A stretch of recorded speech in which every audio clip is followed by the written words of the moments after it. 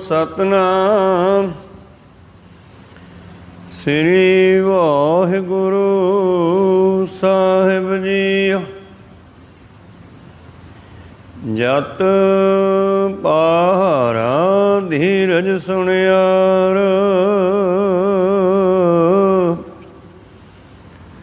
ਅਹਰਨ ਮਤ ਬੇਦ ਹਥਿਆਰ। ਭਉ ਖਲਾ ਅਗਨ ਤਪਤਾਉ, ਭਾਂਡਾ ਭਉ ਅੰਮ੍ਰਿਤ ਢਾਲ।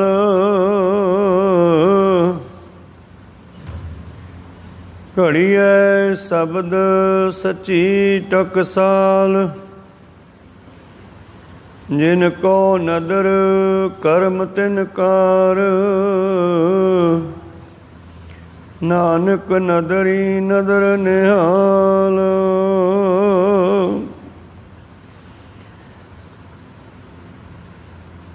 ਘੜੀਐ ਸ਼ਬਦ ਸੱਚੀ ਟਕਸਾਲ, ਜਿਨ ਕੋ ਨਦਰ ਕਰਮ ਤਿਨ ਕਾਰ। ਨਾਨਕ ਨਦਰੀ ਨਦਰ ਨਿਹਾਲ। ਵਾਹਿਗੁਰੂ ਜੀ ਕਾ ਖਾਲਸਾ, ਵਾਹਿਗੁਰੂ ਜੀ ਕੀ ਫਤਿਹ। ਆਓ ਗੁਰੂ ਪਿਆਰੇ, ਗੁਰੂ ਸਵਾਰੇ, ਸਤਸੰਗੀ ਜਣੋ, ਰੋਜ਼ਾਨਾ ਦੀ ਤਰ੍ਹਾਂ ਪਾਤਸ਼ਾਹ ਜੀ ਕੀ ਅਪਾਰ ਕਿਰਪਾ ਬਖਸ਼ਿਸ਼ ਦਾ ਸਦਕਾ ਅੰਮ੍ਰਿਤ ਵੇਲੇ ਤੋਂ ਲੈ ਕਰਕੇ ਹੀ ਪਾਤਸ਼ਾਹ ਜੀ ਦੇ ਚਰਨਾਂ ਕਮਲਾਂ ਵਿਖੇ ਹਾਜ਼ਰੀਆਂ ਲਵਾ ਰਹੇ ਹੋ ਆਪ ਜੀ। ਨਿਤਨੇਮ ਉਪਰੰਤ ਪਵਿੱਤਰ ਆਸਾ ਜੀ ਕੀ ਵਾਰ ਕੇ ਸ਼ਬਦ ਕੀਰਤਨ ਸਰਵਣ ਕਰ ਰਹੇ ਸੀ। ਉਪਰੰਤ ਜਪਜੀ ਸਾਹਿਬ ਜੀ ਦੀ 38ਵੀਂ ਪੌੜੀ ਦਾ ਪਾਠ ਸਰਵਣ ਕੀਤਾ। ਆਓ ਧੰਨ ਧੰਨ ਸਾਹਿਬ ਸ੍ਰੀ ਗੁਰੂ ਨਾਨਕ ਦੇਵ ਜੀ ਮਹਾਰਾਜ ਸਿੱਧਾਂ ਨਾਲ, ਜਗਿਆਸੂਆਂ ਨਾਲ ਵਿਚਾਰ ਚਰਚਾ ਕਰਦੇ ਹੋਏ ਕੀ ਗਿਆਨ ਉਪਦੇਸ਼ ਬਖਸ਼ਿਸ਼ ਕਰਦੇ ਹਨ, ਸਰਵਣ ਕਰੀਏ। ਉਸ ਤੋਂ ਪਹਿਲਾਂ ਆਪਣੀਆਂ ਅਤੇ ਦਾਸ ਦੀਆਂ ਗੁਰੂ ਚਰਨਾਂ ਵਿੱਚ ਲਵਾਓ ਹਾਜ਼ਰੀਆਂ। ਗੁਰੂ ਕਾ ਬਖਸ਼ਿਆ ਫਤਿਹ ਦਾ ਨਾਰਾ ਕਰੋ ਬੁਲੰਦ ਗੱਜ ਕੇ ਆਖੋ ਜੀ, ਵਾਹਿਗੁਰੂ ਜੀ ਕਾ ਖਾਲਸਾ, ਵਾਹਿਗੁਰੂ ਜੀ ਕੀ ਫਤਿਹ। ਜਤ ਪਹਾਰਾ ਧੀਰਜ ਸੁਣਿਆਰ, ਅਹਰਨ ਮਤ ਬੇਦ ਹਥਿਆਰ।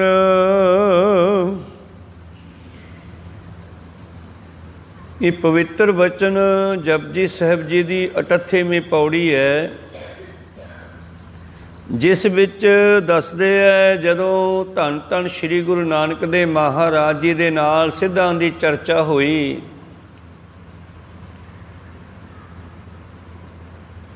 ਤਾਂ ਉਹਨਾਂ ਨੇ ਬਹੁਤ ਸਾਰੇ ਸਵਾਲ ਬਚਨ ਕੀਤੇ। ਗੁਰੂ ਨਾਨਕ ਪਾਤਸ਼ਾਹ ਜੀ ਨੇ ਜਵਾਬ ਦਿੱਤੇ। ਜਿਸ ਤਰ੍ਹਾਂ ਇੱਕ ਬਾਣੀ ਸਿੱਧ ਗੋਸ਼ਟ ਵੀ ਗੁਰਬਾਣੀ ਵਿੱਚ ਹੈ। ਸਿੱਧ ਗੋਸ਼ਟ ਵੀ ਸਿੱਧਾਂ ਦੇ ਨਾਲ ਚਰਚਾ ਵਿਚਾਰ ਵਟਾਂਦਰਾ ਹੀ ਹੈ। ਅਤੇ ਜਪਜੀ ਸਾਹਿਬ ਜੀ ਦੀਆਂ ਬਹੁਤ ਸਾਰੀਆਂ ਪੌੜੀਆਂ ਵੀ ਸਿੱਧਾਂ ਦੇ ਨਾਲ ਗੱਲਬਾਤ ਕਰਦਿਆਂ ਉਚਾਰਨ ਹੋਈਆਂ।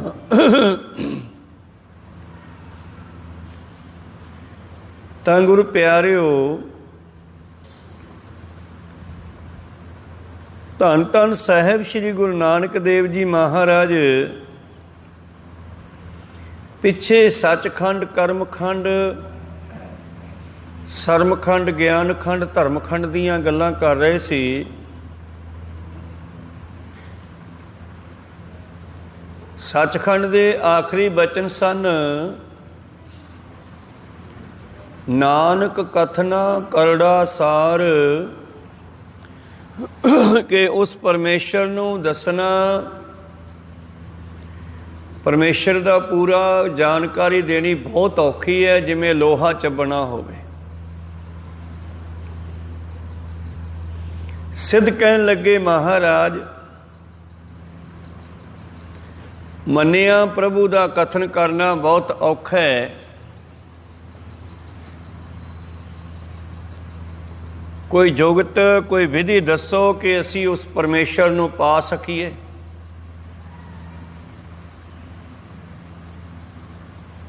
जिस तरह कबीर साहब जी का बचन है, कहो कबीर गूंगे गुड़ खाया, पूछे ते क्या कहिए।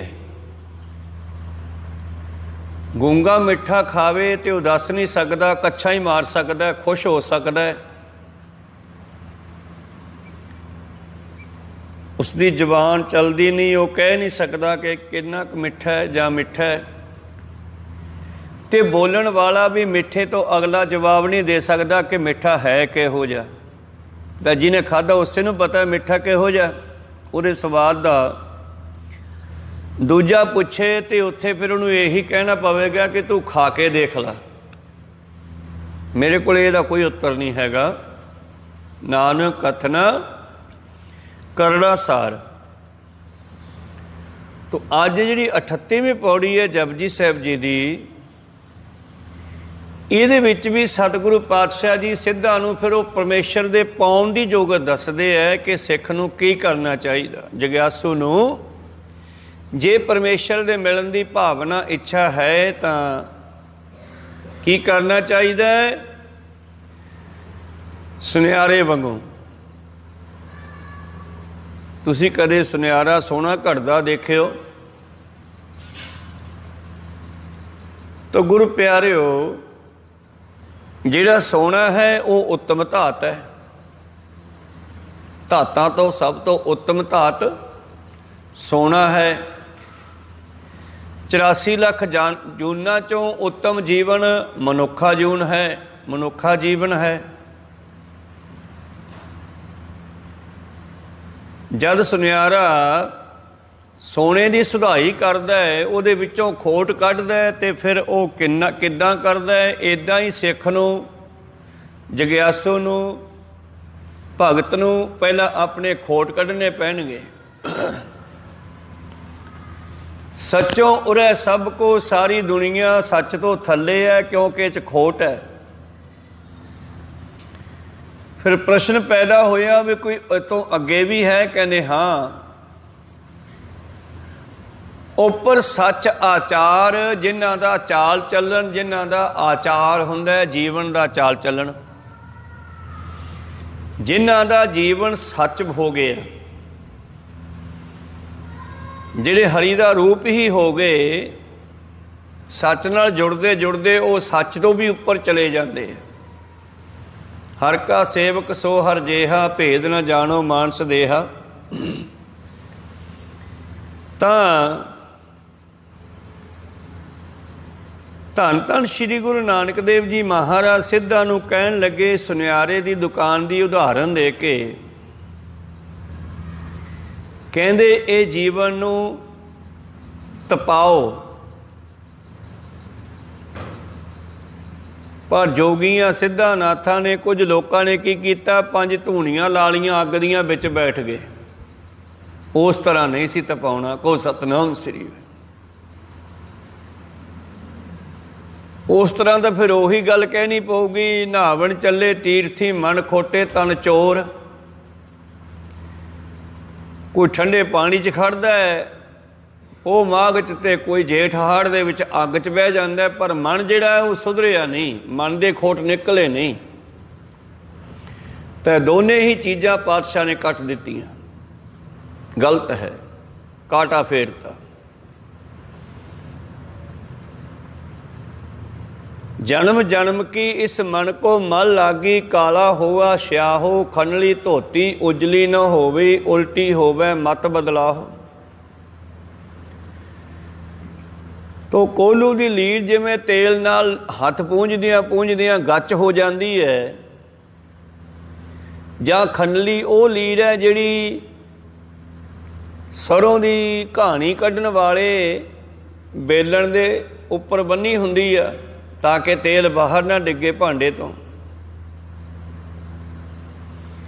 इस करके ये मन साडा इन्ना गंदा हो गया है, साडी मत इन्नी खराब हो गई है। हुण इस नूं की करिए? गुरु कहने साड़ भरे, इस नूं मचा दे। ਜਿਵੇਂ ਕੋਹਲੂ ਵਾਲੀ ਲੀਰ ਮਚਾਉਣੀ ਹੀ ਪੈਂਦੀ ਹੈ, ਫਿਰ ਨਵੀਂ ਲੈਣੀ ਪੈਂਦੀ ਹੈ। ਸਿੱਖਾ ਤੂੰ ਵੀ ਆਪਣੀ ਮਨਮਤ ਛੱਡ ਕੇ ਨਵੀਂ ਗੁਰਮਤ ਲੈ ਜਾ। ਮਚਾ ਦੇ ਇਸ ਨੂੰ ਦੁਨੀਆ ਕੀਆਂ ਵਡਿਆਈਆਂ ਅਗਨੀ ਮੈਂ ਪਾਗੋ, ਜੋ ਮਿਲੇ ਪਿਆਰਾ ਆਪਣਾ ਤੇ ਬੋਲ ਕਰਾਗੋ। ਉਹ ਬਚਨ ਬੋਲੋ ਜਿਵੇਂ ਮਾਲਕ ਨਾਲ ਪਿਆਰ ਪੈ ਸਕੇ। ਖੈਰ ਆਪਾਂ ਅੱਜ ਦੀ ਪੌੜੀ ਆਰੰਭ ਕਰੀਏ। ਜਤ ਪਹਾਰਾ ਧੀਰਜ ਸੁਨਿਆਰ। ਪਹਿਲਾਂ ਆਪਾਂ ਸੁਨਿਆਰ ਦੀ ਦੁਕਾਨ ਦੇਖ ਲੈਂਦੇ ਹਾਂ।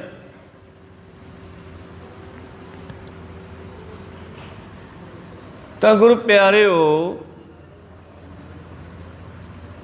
ਸੁਨਿਆਰ ਦੀ ਦੁਕਾਨ ਤੇ ਇੱਕ ਪਹਾਰਾ ਹੁੰਦਾ ਸੀ, ਭੱਠੀ ਹੁੰਦੀ ਸੀ।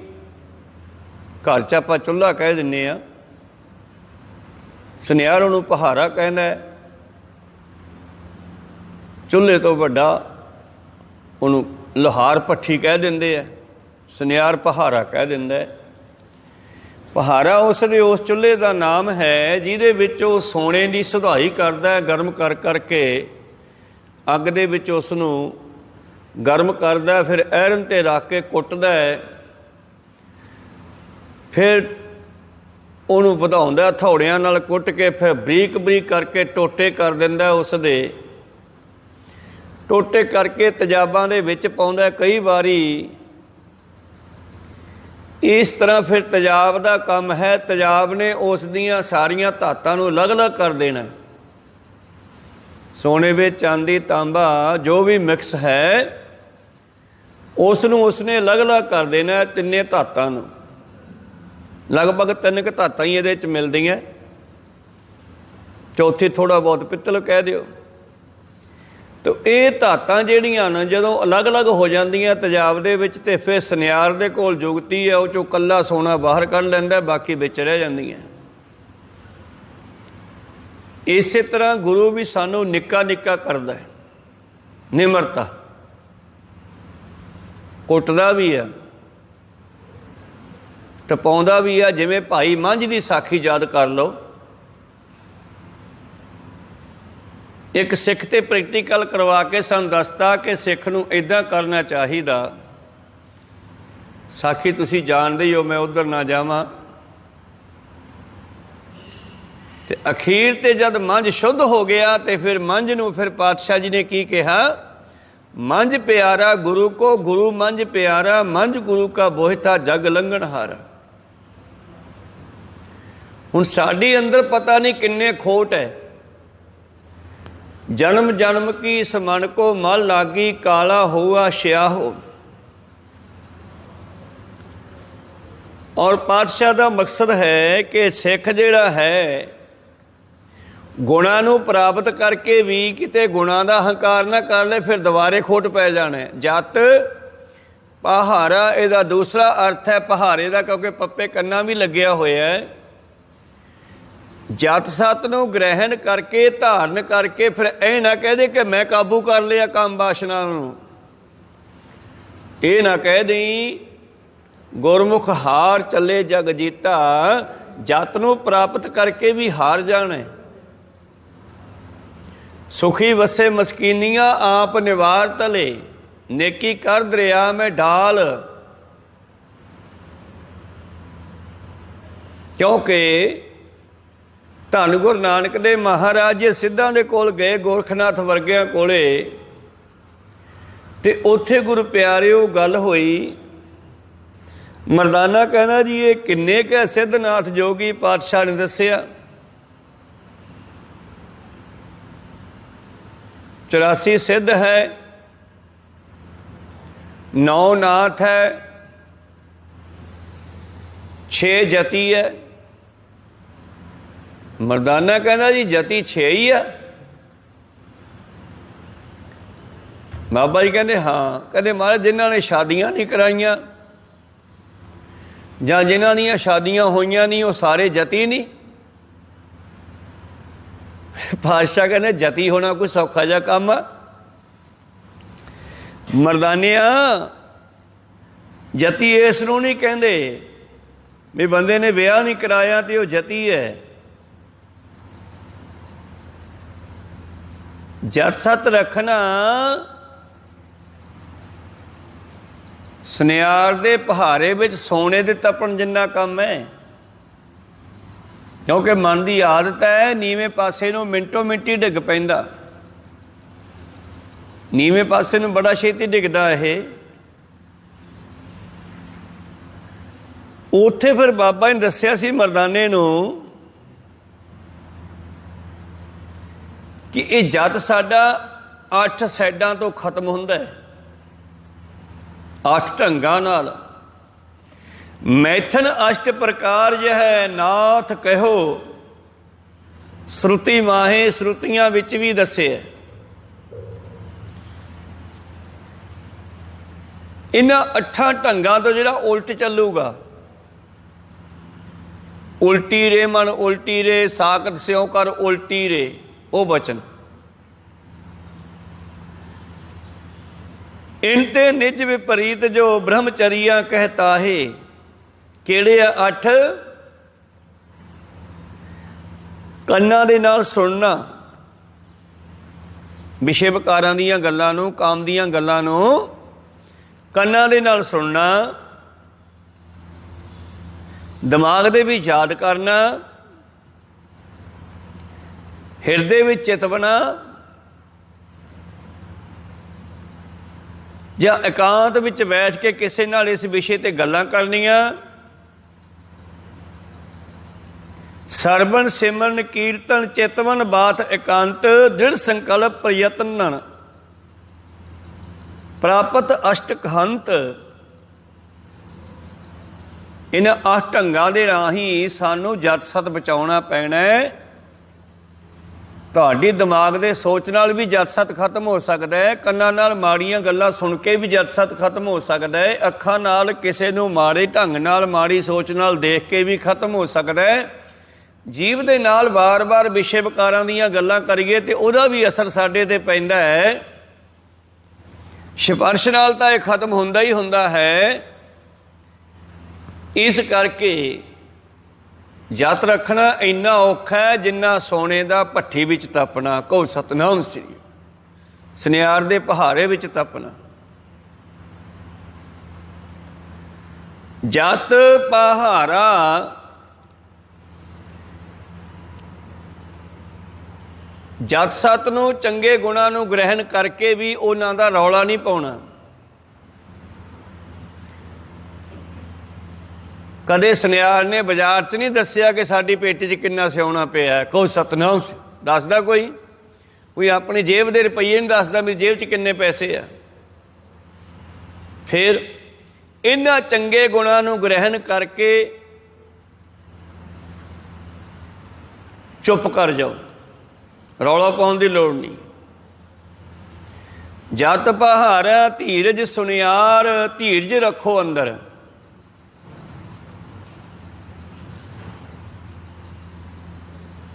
ਸੁਨਿਆਰ ਸਵੈ ਚੋਂ ਨਿਆਰੇ ਰਹੋ। ਪਰਮੇਸ਼ਰ ਵਿੱਚ ਫੇਰ ਹੀ ਮਿਲੂਗਾ ਨਾ ਜੇ ਬਾਡੀ ਤੋਂ ਉੱਚਾ ਉੱਠੂਗਾ। ਜੇ ਕੰਨਾਂ ਦੇ ਨਿੰਦਿਆ ਚੁਗਲੀ ਸੁਣਨ ਨਾਲ ਜੁੜਿਆ, ਜੇ ਜੀਭ ਦੇ ਸਵਾਦਾਂ ਨਾਲ ਜੁੜਿਆ, ਜੇ ਇੰਦਰੀਆਂ ਦੇ ਸਵਾਦਾਂ ਨਾਲ ਜੁੜਿਆ, ਜੇ ਅੱਖਾਂ ਦੇ ਨਾਲ ਕਿਸੇ ਦੇ ਸਰੂਪ ਦੇਖਣ ਨਾਲ ਜੁੜਿਆ, ਜੇ ਜੀਭ ਦੇ ਸਵਾਦਾਂ ਨਾਲ ਜੁੜਿਆ, ਜੇ ਸਪਰਸ਼ ਨਾਲ ਜੁੜਿਆ, ਤੇ ਫਿਰ ਸਵੈ ਚੋਂ ਨਿਆਰਾ ਕਿਵੇਂ ਹੋਵੇਗਾ? ਸੁਨਿਆਰ ਦਾ ਅਰਥ ਦੂਸਰਾ ਹੈ ਆਪਣੇ ਆਪੇ ਚੋਂ ਉੱਚਾ ਉੱਠਣਾ, ਸਰੀਰ ਚੋਂ ਅਲੱਗ ਰਹਿਣਾ। ਜਿਵੇਂ ਰਾਜੇ ਜਨਕ ਨੂੰ ਵਿਦੇਹੀ ਕਹਿੰਦੇ ਸੀਗੇ। ਵਿਦੇਹੀ ਦਾ ਅਰਥ ਹੈ ਦੇਹ ਦੇ ਨਾਲ ਨਾ ਜੁੜਨਾ। ਕਹੋ ਸਤਨਾਮ ਸ੍ਰੀ। ਆਪਣੀ ਦੇਹ ਦੇ ਵਿੱਚ ਰਹਿੰਦਿਆਂ ਹੋਇਆਂ ਵੀ ਦੇਹ ਦੇ ਸਵਾਦਾਂ ਨਾਲ ਨਹੀਂ ਜੁੜਨਾ। ਇਹ ਹੈ ਸੁਨਿਆਰ ਦਾ ਕੰਮ। ਸੁਨਿਆਰ ਜਦ ਆਪਣੇ ਸੋਨੇ ਦੀ ਸ਼ੁਧਾਈ ਕਰਦਾ ਹੈ, ਉਸ ਭੱਠੀ ਕੋਲੇ ਪਹਾਰੇ ਕੋਲੇ ਬੈਠ ਕੇ, ਇੱਕ ਉਹਦੇ ਕੋਲੇ ਧੌਂਕਣੀ ਹੁੰਦੀ ਆ ਹਵਾ ਮਾਰ ਕੇ ਅੱਗ ਨੂੰ ਤੇਜ਼ ਕਰਨ ਵਾਸਤੇ, ਤੇ ਅੱਜ ਕੱਲ੍ਹ ਤਾਂ ਭਾਵੇਂ ਬਹੁਤ ਸੌਖਾ ਕੰਮ ਹੋ ਗਿਆ, ਨਵੇਂ ਨਵੇਂ ਡਿਜ਼ਾਈਨ ਆ ਗਏ, ਪਰ ਬਾਣੀ ਨੇ ਉਸ ਵੇਲੇ ਦਾ ਸੁਨਿਆਰ ਦਾ ਵਾਤਾਵਰਨ ਦੇਖ ਕੇ ਗੁਰੂ ਨਾਨਕ ਪਾਤਸ਼ਾਹ ਜੀ ਨੇ ਇਹ ਰਚਨਾ ਕੀਤੀ। ਅਹਰਨ,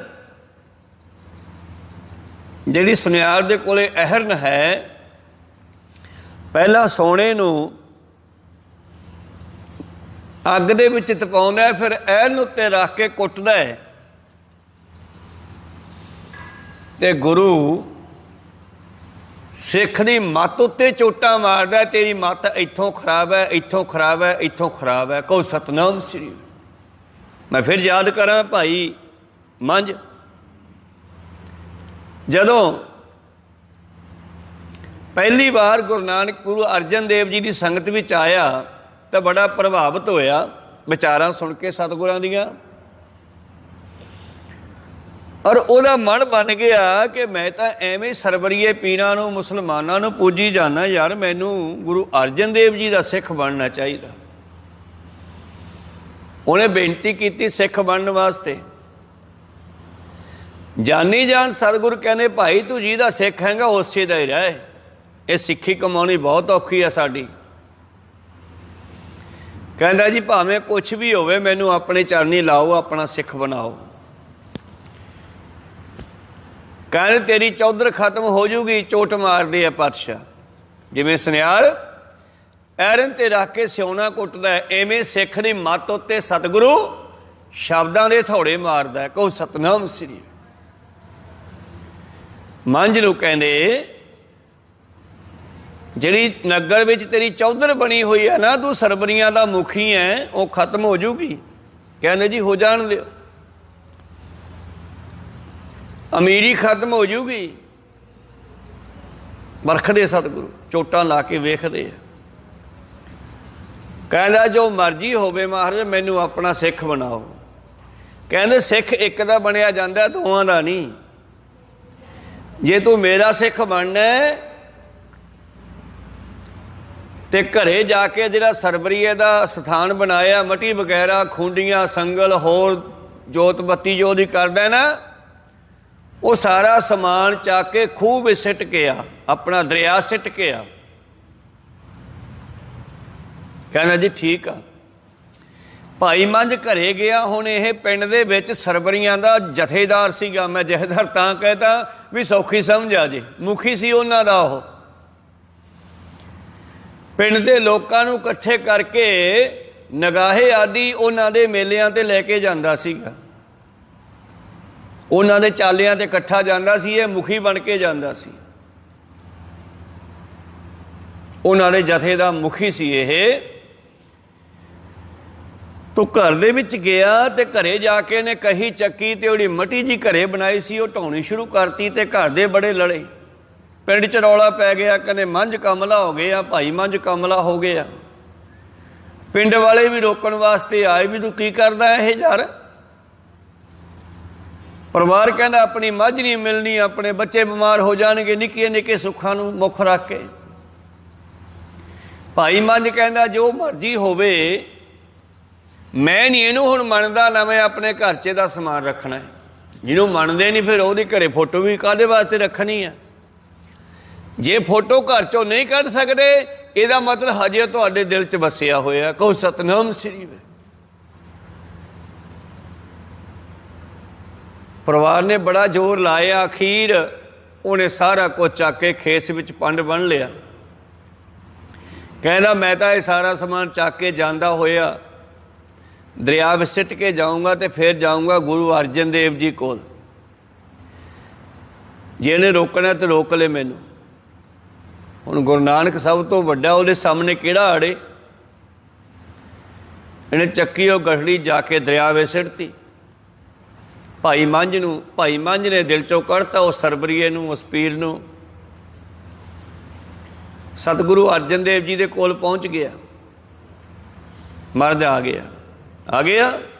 ਹਾਂ ਮਹਾਰਾਜ ਕਿਰਪਾ ਕਰੋ। ਕਹਿੰਦੇ ਚੰਗਾ ਲੰਗਰ ਸੇਵਾ ਕਰਿਆ ਕਰ। ਹੁਣ ਮੈਂ ਗੱਲ ਕਰਦਾ ਅਹਰਨ ਦੀ। ਸੁਨਿਆਰ ਅਹਰਨ ਦੇ ਉੱਤੇ ਰੱਖ ਕੇ ਸੋਨਾ ਕੁੱਟਦਾ ਹੈ ਤੇ ਅਹਿਰਨ ਅਡੋਲ ਪਈ ਰਹਿੰਦੀ ਹੈ ਉਸ ਦੇ ਸਾਹਮਣੇ। ਜੇ ਅਹਿਰਨ ਹਲਦੀ ਵੀ ਹੋਵੇ ਨਾ, ਪਹਿਲਾਂ ਅਹਿਰਨ ਨੂੰ ਅਡੋਲ ਕਰਦਾ। ਇੱਕ ਲੱਕੜ ਦਾ ਗੁਟਕਾ ਲੈ ਕੇ ਉਹ 'ਚ ਮੋਰਾ ਕਰਕੇ ਚੰਗੀ ਤਰ੍ਹਾਂ ਅਹਿਰਨ ਦੇ ਲੋਹੇ ਦੇ ਟੋਟੇ ਨੂੰ ਵਿੱਚ ਫਸਾਉਂਦਾ ਹੈ ਤਾਂ ਕਿ ਹੱਲੇ ਨਾ। ਪਹਿਲਾਂ ਸਿੱਖ ਦੀ ਮੱਤ ਹੱਲਣ ਤੋਂ ਰੁਕਣੀ ਚਾਹੀਦੀ ਆ। ਜੇ ਸਾਡੀ ਮੱਤ ਹੀ ਹੱਲ ਰਹੀ ਹੈ, ਇੱਥੇ 40 ਦਿਨ ਹੋ ਗਏ ਗੁਰਦੁਆਰੇ ਆਉਂਦਿਆਂ ਨੂੰ, ਕੁਛ ਮਿਲਿਆ ਤਾਂ ਹੈ ਨਹੀਂ, ਉਹ ਫਲਾਣੇ ਬਾਬਿਆਂ ਦੇ ਜਾ ਆਈਏ, ਕਹੋ ਸਤਨਾਮ ਸ੍ਰੀ। ਇਹ ਸਾਡੀ ਅਹਿਰਨ ਰੂਪੀ ਮੱਤ ਦਾ ਹੱਲਣਾ। ਸੁਨਿਆਰ ਪਹਿਲਾਂ ਅਹਿਰਨ ਨੂੰ ਹੀ ਸਖਤ ਕਰਦਾ ਤਾਂ ਕਿ ਹੱਲੇ ਨਾ, ਤੇ ਗੁਰੂ ਜਿਹੜਾ ਸਾਡੀ ਮੱਤ ਨੂੰ ਅਡੋਲ ਕਰਦਾ। ਕਹੋ ਸਤਨਾਮ ਸ੍ਰੀ। ਅਹਿਰਨ ਮੱਤ ਦੋਨੇ ਇਕੱਠੇ ਸ਼ਬਦ ਲਿਖੇ ਹੈ, ਕਿਉਂਕਿ ਉਦਾਹਰਨ ਸੁਨਿਆਰ ਦੀ ਦੁਕਾਨ ਦੀ ਦਿੱਤੀ ਜਾ ਰਹੀ ਹੈ, ਗੱਲ ਸਿੱਖ ਦੇ ਦਿਮਾਗ ਦੀ ਕੀਤੀ ਜਾ ਰਹੀ ਹੈ, ਸਿੱਖ ਦੇ ਜੀਵਨ ਦੀ ਕੀਤੀ ਜਾ ਰਹੀ ਹੈ। ਸੁਨਿਆਰਾ ਹਥੌੜੇ ਮਾਰਦਾ, ਗੁਰੂ ਸ਼ਬਦ ਦੇ ਹਥੌੜੇ ਮਾਰਦਾ, ਤੇ ਭਾਈ ਮੰਝ ਸੇਵਾ ਕਰਨ ਲੱਗਿਆ। 5 7 10 20 ਦਿਨ ਬੀਤੇ ਤੇ ਇੱਕ ਦਿਨ ਪਾਤਸ਼ਾਹ ਨੇ ਲਾਂਗਰੀ ਨੂੰ ਆਵਾਜ਼ ਮਾਰ ਲਈ।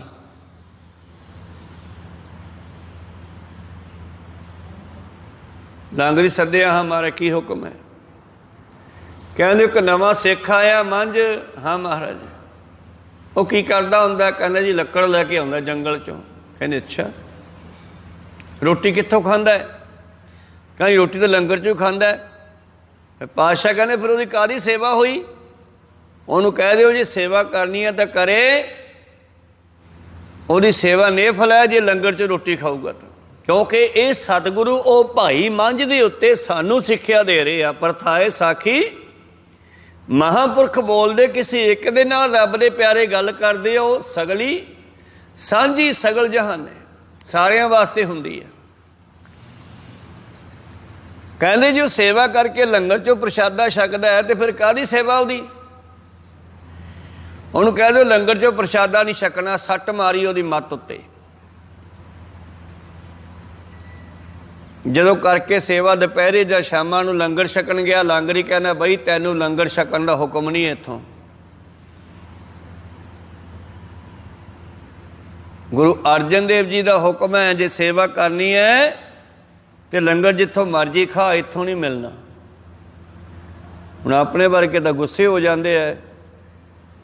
ਉਹ ਕਹਿੰਦਾ ਜੀ 7 ਬਚਨ। ਸੇਵਾ ਉਹ ਕਰਦਾ ਰਿਹਾ। ਹੁਣ ਲੰਗਰ ਛਕਣ ਦਾ ਜਦ ਸਮਾਂ ਆਇਆ, ਕਦੇ ਉਹਨੇ 2 ਗੇੜੇ ਲਾਉਣੇ, ਇੱਕ ਲੱਕੜਾਂ ਦਾ ਗੱਠਾ ਵੇਚ ਕੇ ਉਹਦੀ ਰੋਟੀ ਛਕ ਲੈਣੀ,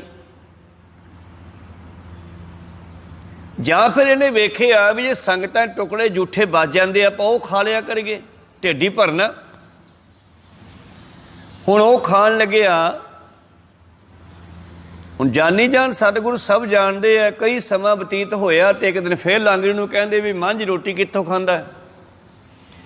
ਕਹਿੰਦਾ ਜੀ ਲੰਗਰ 'ਚੋਂ ਤਾਂ ਨਹੀਂ ਖਾਂਦਾ। ਹੁਣ ਉਹ ਸੰਗਤਾਂ ਦਾ ਬਚਿਆ ਹੋਇਆ ਜੂਠਾ ਰੋਟੀ ਵੱਜ ਜਾਂਦੀ ਆ, ਉਹ ਖਾ ਕੇ ਸਮਾਂ ਲੰਘਾਉਂਦਾ। ਕਹਿੰਦੇ ਫਿਰ ਮੈਨੂੰ ਜੂਠੇ ਖਵਾਉਂਦਾ। ਇਹਦਾ ਮਤਲਬ ਮੰਝ ਗੁਰੂ ਸਾਹਿਬ ਨੂੰ ਇੱਕਮਿਕ ਹੁੰਦਾ ਜਾ ਰਿਹਾ। ਸਿੱਖ ਦੇ ਮੂੰਹ 'ਚ ਪਾਇਆ ਗੁਰੂ ਸਾਹਿਬ ਤੱਕ ਵੀ ਪਹੁੰਚਦਾ। ਕਹੋ ਸਤਨਾਮ ਸ੍ਰੀ। ਭੁੱਖੇ ਦੀ ਸੇਵਾ ਕਰੀਏ ਤੇ ਪਰਮੇਸ਼ਰ ਤੱਕ ਪਹੁੰਚਦਾ। ਗਰੀਬ ਦਾ ਮੁੱਖ ਗੁਰੂ ਕੀ ਗੋਲਕ ਹੈ। ਉਹਨੂੰ ਕਹਿ ਦਿਓ ਝੂਠ ਨਹੀਂ ਖਾਣੀ। ਉਹ ਇਉਂ ਉਸ ਦੀ ਮੱਤ ਰੂਪੀ ਅਹਿਰਨ ਉੱਤੇ ਚੋਟਾਂ ਮਾਰਨੀਆਂ ਸ਼ੁਰੂ ਕੀਤੀਆਂ। ਅਹਿਰਨ ਮੱਤ ਵੇਦ ਹਥਿਆਰ, ਹਥਿਆਰ ਹਥੌੜਾ। ਸੁਨਿਆਰੇ ਕੋਲੇ ਹਥੌੜਾ ਹੈ ਸੋਨੇ ਨੂੰ ਸੋਧਣ ਵਾਸਤੇ, ਤੇ ਸਿੱਖ ਨੂੰ ਸੋਧਣ ਵਾਸਤੇ ਗੁਰੂ ਦੇ ਸ਼ਬਦ ਹਥੌੜਾ ਹੈ।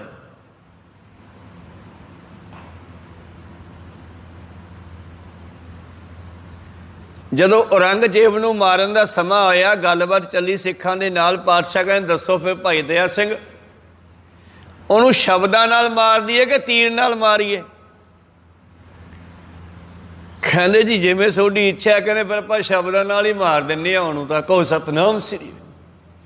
ਤੋ ਜਫਰਨਾਮਾ ਲਿਖ ਕੇ ਜਿਹੜਾ ਭੇਜਿਆ, ਉਹ ਸ਼ਬਦਾਂ ਦੇ ਨਾਲ ਹੀ ਔਰੰਗਜ਼ੇਬ ਨੂੰ ਸਿੱਧਾ ਕਰ ਦਿੱਤਾ। ਖੈਰ, ਅਹਿਰਨ ਮਤ ਵੇਦ ਹਥਿਆਰ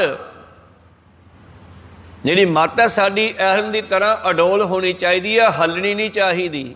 ਜੇ ਹੱਲਦੀ ਹੈ ਤਾਂ ਫਿਰ ਮਨ ਰੂਪੀ ਸੋਨਾ ਘੜਿਆ ਨਹੀਂ ਜਾਣਾ। ਕਹੋ ਸਤਿਨਾਮ ਸ੍ਰੀ। ਮਨ ਨੂੰ ਘੜਨਾ ਗੁਰੂ ਨੇ।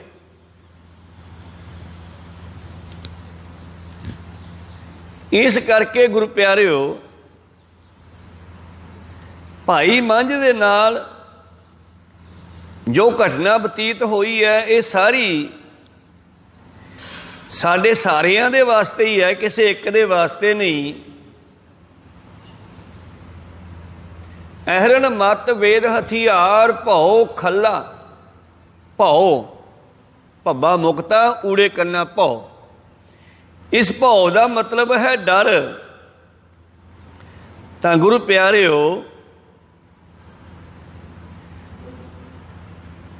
ਇੱਥੇ ਡਰ ਹੈ ਗੁਰੂ ਦਾ, ਉੱਥੇ ਸੁਨਿਆਰੀ ਅੰਦਰ ਡਰ ਹੈ ਸੋਨੇ ਦੇ ਗਵਾਚਣ ਦਾ। ਜਿਸ ਭੱਠੀ ਵਿੱਚ ਸੋਨਾ ਤਪ ਰਿਹਾ ਹੈ, ਜਾਂ ਜਿਸ ਗੁਠਾਲੀ ਦੇ ਵਿੱਚ ਪਾ ਕਰਕੇ ਸੋਨੇ ਨੂੰ ਢਾਲਿਆ ਜਾ ਰਿਹਾ ਹੈ, ਤੇ ਸੋਨਾ ਗੁਰੂ ਪਿਆਰਿਓ ਜਿਹੜਾ ਹੈ ਢਲਦਾ ਹੋਇਆ ਪਾਣੀ ਬਣ ਜਾਂਦਾ ਹੈ। ਤੇ ਹੁਣ ਉਧਰੋਂ ਕੋਲੇ ਜਿਹੜੀ ਆ ਲਾਲ ਲਾਟ ਨਿਕਲਦੀ ਹੈ, ਵਿੱਚੋਂ ਪੂਰਾ ਸੇਕ ਮਾਰਦਾ ਹੈ, ਪਰ ਸੁਨਿਆਰ ਆਪਣੇ ਚਿਹਰੇ ਨੂੰ ਉਸ ਸੇਕ ਤੋਂ ਪਾਸੇ ਨਹੀਂ ਕਰ ਸਕਦਾ, ਕਿਉਂਕਿ ਉਹਦੇ 'ਚ ਕੀਮਤੀ ਸੋਨਾ ਰੱਖਿਆ ਹੋਇਆ। ਕਹੋ ਸਤਿਨਾਮ ਸ੍ਰੀ। ਜੇ ਮਾੜਾ ਜਿਹਾ ਵੀ ਉਹ ਪਾਸੇ ਖਿਆਲ ਕਰਦਾ ਤੇ ਗੁਠਾਲੀ ਢੇਕ ਕੇ ਸੋਨਾ ਰੁੜ ਸਕਦਾ, ਰੇਤੇ 'ਚ ਮਿਲ ਜਾਊਗਾ, ਮੁੜ ਕੇ ਕੱਢਣਾ ਔਖਾ ਹੋ ਜਾਊਗਾ।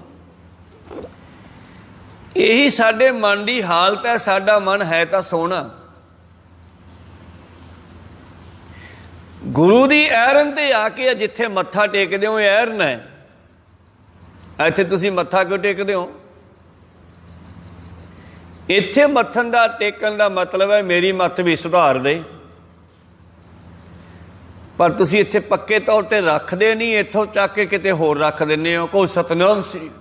ਗੁਰੂ ਕੀ ਕਰੇ ਫਿਰ? ਸਤਿਗੁਰ ਸਾਚਾ ਕਿਆ ਕਰੇ ਜੋ ਸਿੱਖਾਂ ਮੈਂ ਚੂਕ। ਜੇ ਤਾਂ ਮੱਤ ਨੂੰ ਇੱਥੇ ਹੀ ਰੱਖੀਏ ਗੁਰੂ ਚਰਨਾਂ ਵਿੱਚ, ਫਿਰ ਤਾਂ ਸੁਧਰ ਜੂ।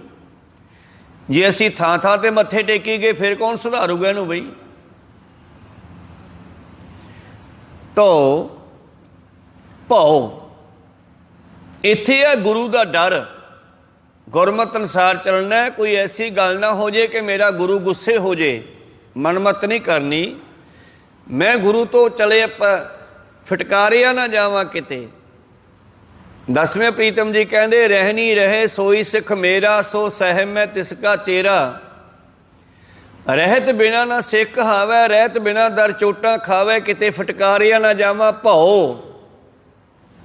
ਸੁਨਿਆਰੇ ਨੂੰ ਡਰ ਹੈ ਸੋਨੇ ਦੇ ਗਵਾਚਣ ਦਾ, ਡੁੱਲਣ ਦਾ, ਤੇ ਸਿੱਖ ਨੂੰ ਡਰ ਹੋਣਾ ਹੈ ਗੁਰੂ ਦੇ ਗੁੱਸੇ ਦਾ। ਕਹੋ ਸਤਿਨਾਮ ਸ੍ਰੀ। ਗੁਰੂ ਦੀ ਖੁਸ਼ੀ ਲੈਣ ਵਾਸਤੇ ਸਿੱਖਾਂ ਨੇ ਅੱਜ ਤੱਕ ਕੀ ਕੁਝ ਕੀਤਾ। 10ਵੇਂ ਪਾਤਸ਼ਾਹ ਜੀ ਦੇ ਨਾਲ ਜਿਹੜੇ ਸਿੰਘਾਂ ਨੇ ਸ਼ਹੀਦੀਆਂ ਪਾਈਆਂ, 14 ਜੰਗਾਂ ਦੇ ਵਿੱਚ, ਭੰਗਾਣੀ ਦੀ ਜੰਗ ਤੋਂ ਲੈ ਕਰਕੇ, ਉਹਨਾਂ ਦਾ ਇੱਕੋ ਇੱਕ ਮਕਸਦ ਸੀ ਗੁਰੂ ਦੀ ਖੁਸ਼ੀ ਲੈਣੀ। ਜਿੱਤ ਹਾਰ ਗੁਰੂ ਦੀ ਆ, ਉਹਦੇ ਨਾਲ ਸਾਡਾ ਕੋਈ ਤਲਕ ਨਹੀਂ। ਇਹਦਾ ਬਿਰਧ ਬਾਣੇ ਦੀ ਲਾਜ ਗੁਰੂ ਨੂੰ ਹੈ।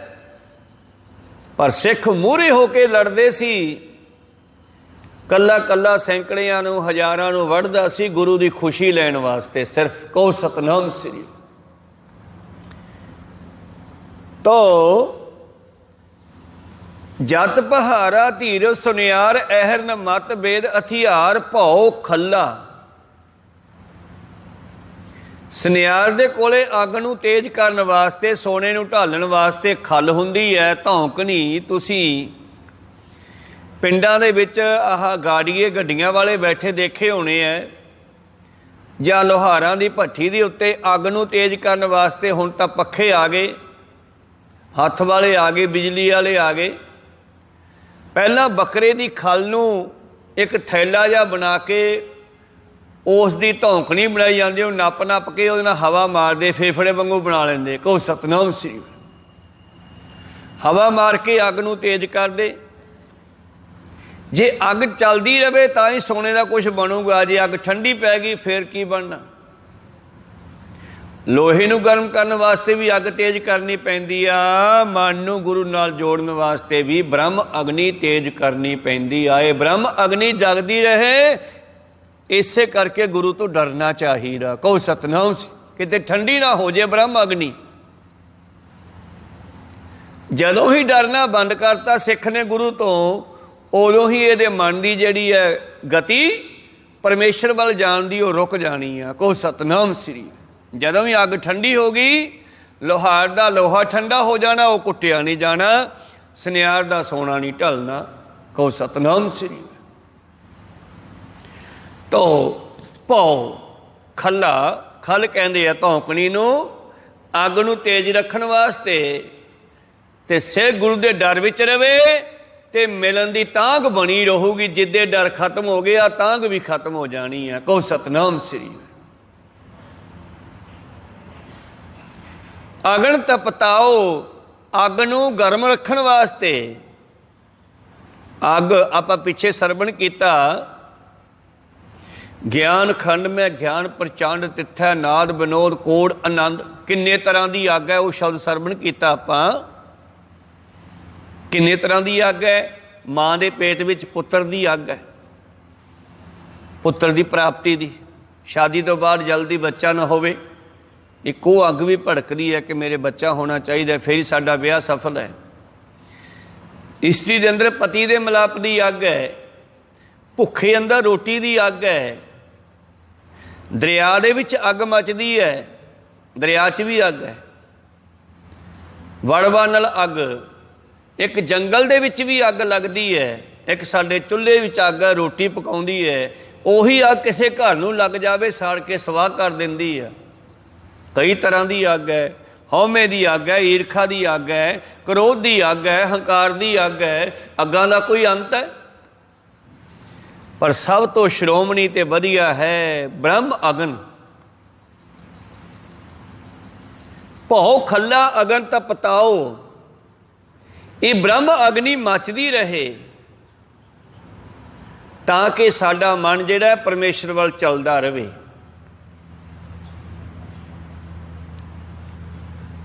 भांडा भौ अमृत ढाल।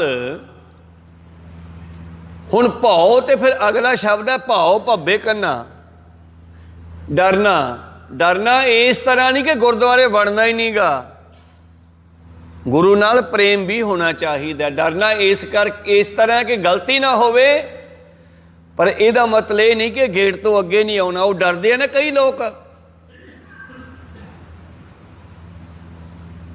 गुआढ़ी नूं असीं कहने आ चलीए गुरुद्वारे, ना यार मैं नहीं जाता। क्यों? यार मैं रात शराब पी ली सी। एक वो भी डर है। कहो सतनाम सी। डर तो चंगा है, पर जे तैनूं पता है कि ये नशे मैनू गुरु तो दूर रखते हैं, तू ये नशे पींदा ही क्यों है? एक ये डर है। डर मतलब गुरु घर च आना है पर गुरमत अनुसार चलना है, इस तरह डरना है। कहो सतनाम श्री। प्रेम भी होवे गुरु नाल ते डर भी होवे, दोने चीज़ों की लोड़ है, फिर गल बननी है। भौ खला, सुनियारे कोले पक्खा है, खल है, धौंकनी है, अग नूं गर्म रखण वास्ते। सिख दे अंदर गुरु का डर होना चाहिए। किते मेरा गुरु किसी कारण मैथों रुस ना जाए, गुस्से ना हो जाए, कोई मैं इहो जिहा काम ना कर बैठा, किते गुरु मैनू त्याग ही ना देवे। रह नहीं रहे सोई सिख मेरा, स्पष्ट के है।